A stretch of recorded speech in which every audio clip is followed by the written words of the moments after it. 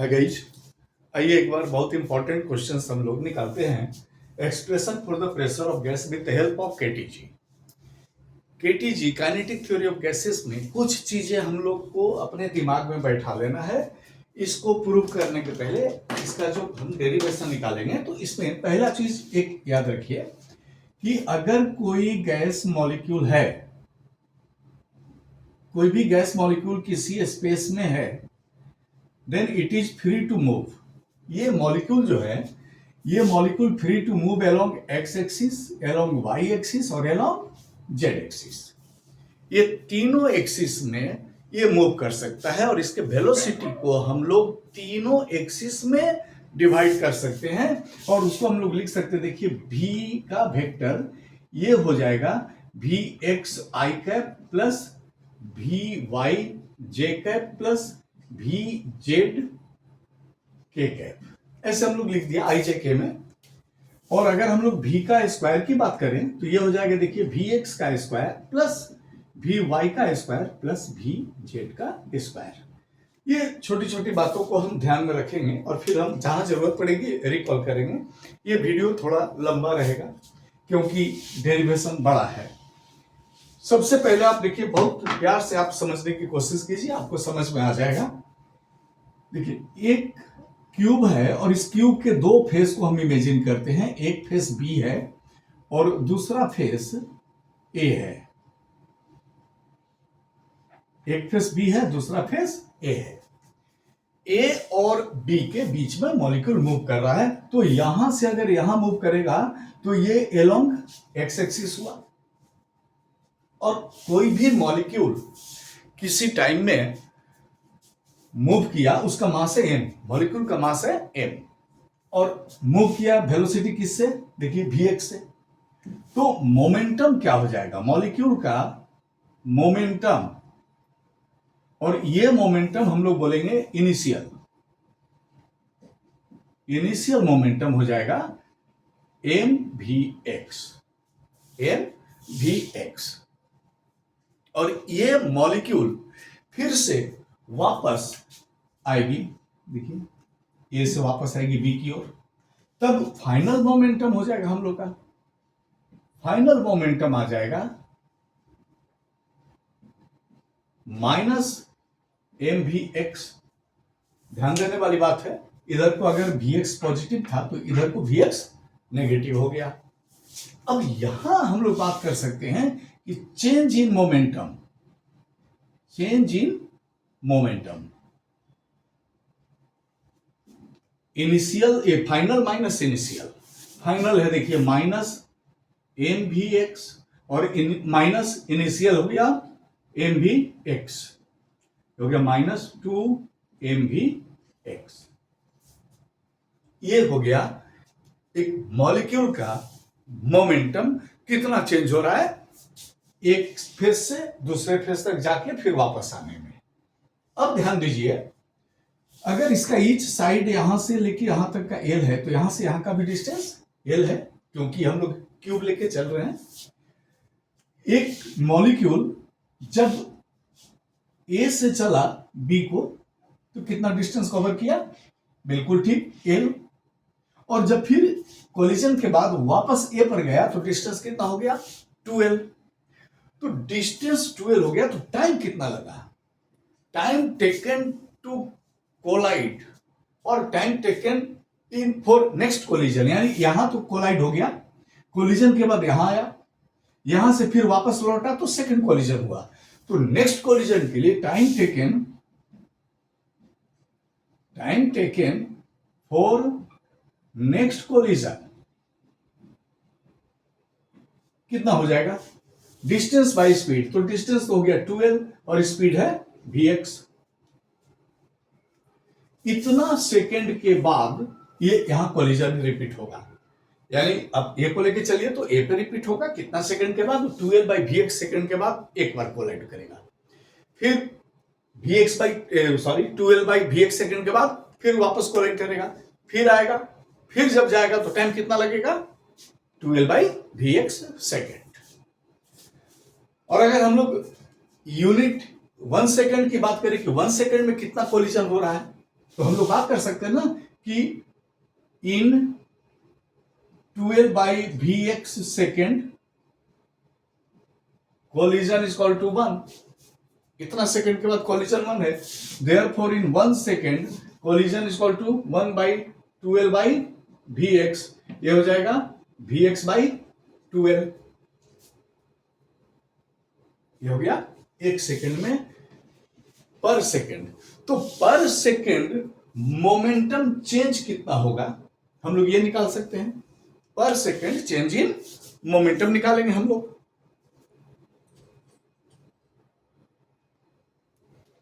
पर सेकेंड के लिए क्या कर देंगे हम लोग, देखिए इसको हम लोग बोल सकते हैं ना rate of change of momentum पर सेकेंड। पर second change in momentum, change in momentum तो है यहां। अगर हम लोग इस एक चेंज का निकाले हैं ना, एक सेकेंड में इतना बार चेंज हो रहा है, इतना कोलिजन हो रहा है, तो हर कोलिजन में मोमेंटम चेंज हो रहा है।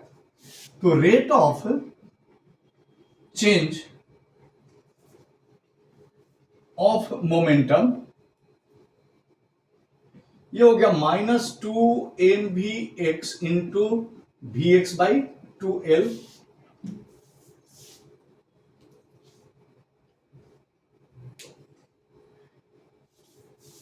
vl बाई 2x में नहीं, एक सेकेंड कहीं मिस्टेक है, मैं देख लेता हूं उसको। कोलिजन चेंज इन मोमेंटम निकाले हम लोग, गलती तो नहीं है। चलिए कैलकुलेशन ठीक है हम लोग का, ये 2 कट जाएगा। हमें लगा था कि शायद कहीं मिस्टेक हो गया, नहीं ठीक है। तो देखिए कितना आ गया -mvx² by l। -mvx² by l ये किसका चेंज इन मोमेंटम हो रहा है बच्चों? ध्यान देने वाली बात है। देखिए अभी तक हम लोग इस मॉलिक्यूल्स के बारे में स्टडी कर रहे थे, मॉलिक्यूल्स के बारे में हम लोग स्टडी कर रहे थे कि चेंज इन मोमेंटम कितना हो गया -mvx² बाई l। और न्यूटन्स के सेकेंड लॉ में बोला गया कि rate of change of momentum, rate of change of momentum is equal to the applied force. तो ध्यान देने वाली बात है कि जब इस मॉलिक्यूल्स का मोमेंटम चेंज हो रहा है तो नेचुरली है उस पर फोर्स कौन लगा रहा है, वाल ए लगा रहा है या बी लगा रहा है। तो इसका मतलब हो रहा है कि फोर्स ए या बी लगा रहा है, किस पे लगा रहा है, मॉलिक्यूल्स पे लगा रहा है। तो हम लोग अब यहां बात कर सकते हैं कि फोर्स, अब मैं थोड़ा यहां अपना स्पेस बना लेता हूं, आप बैक में जाके फिर से इसको लिख सकते हैं अगर छूट गया हो तो। अब यहां पर बात कर सकते हैं हम लोग कि force applied on the gas molecules, clear लिखिए समझिए, gas molecule by the wall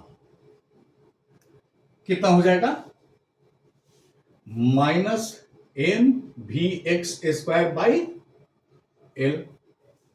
ये वॉल ऑफ कंटेनर पे फोर्स लग गया।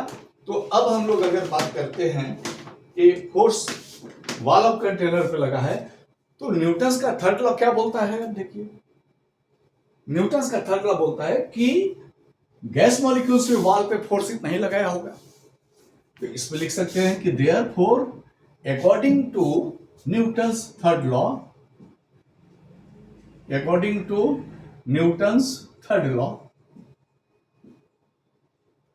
Force applied on the wall, देखिए यहां पर पहले था by the wall on the molecule, यहां पर हो गया by the molecule on the wall equal to equal and opposite, that means mvx² by l। इतना फोर्स लग रहा है, किस पे लग रहा है, वॉल ऑफ द कंटेनर पे लग रहा है। और अगर हम लोगों के पास मॉलिक्यूल्स एक तो नहीं है, n मॉलिक्यूल्स है, तो ध्यान देने वाली बात है कि अगर n मॉलिक्यूल्स है तो total force, total n molecules, ये तो एक मॉलिक्यूल्स का हम लोग खेल देख रहे थे, एक मॉलिक्यूल्स ने इतना फोर्स लगाया, इसी टाइम में दूसरा मॉलिक्यूल्स भी लगा रहा होगा, तीसरा भी लगा रहा होगा, चौथा भी लगाया होगा और n मॉलिक्यूल्स भी लगाया होगा। तो total force on the wall F, इसको अगर F मान ले तो ये हो जाएगा m v x1 square by L plus m v x2 square by L plus m v xn square by N molecules है। देखिए सब मिलकर ऐसे फोर्स लगाए होंगे और ये फोर्स किस पे लग रहा है, वॉल पे लग रहा है।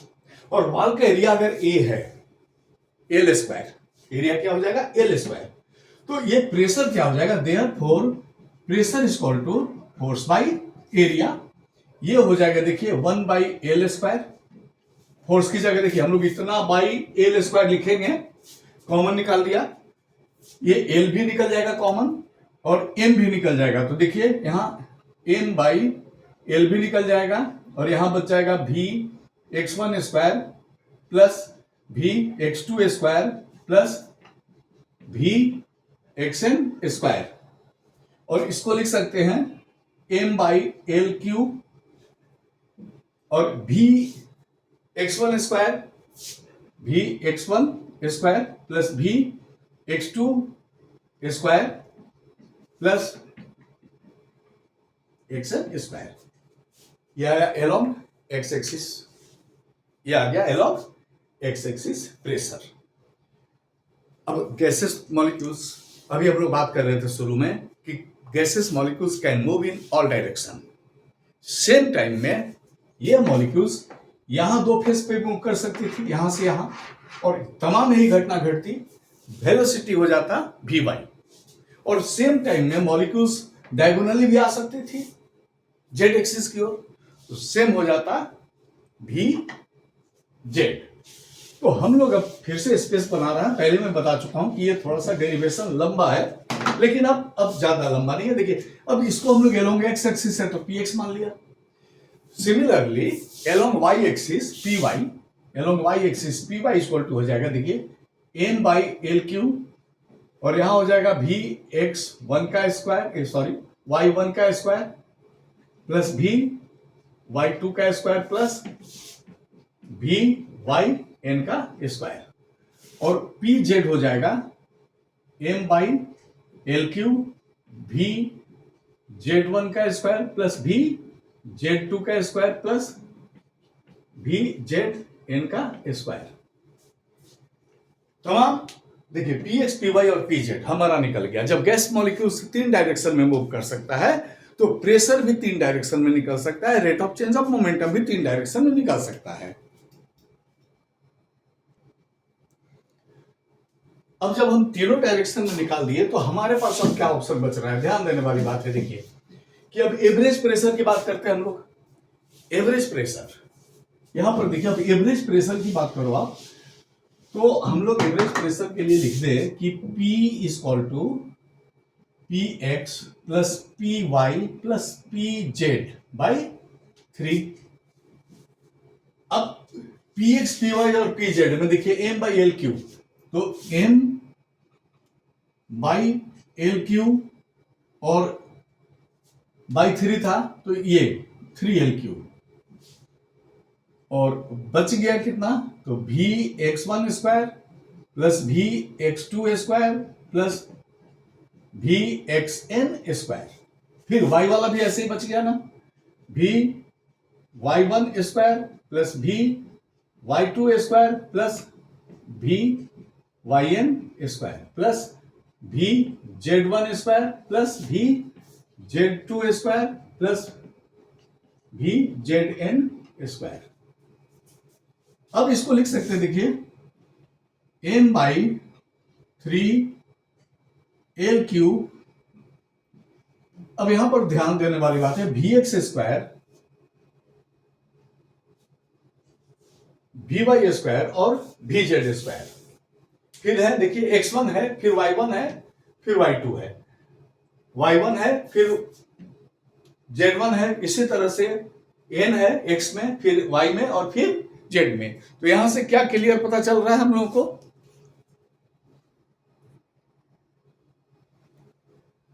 ये हम लोग इसको लिख सकते हैं ना, देखिए ये हो सकता है V1 स्क्वायर प्लस x2 वाले को लिख सकते हैं ना V2 square plus Vn square.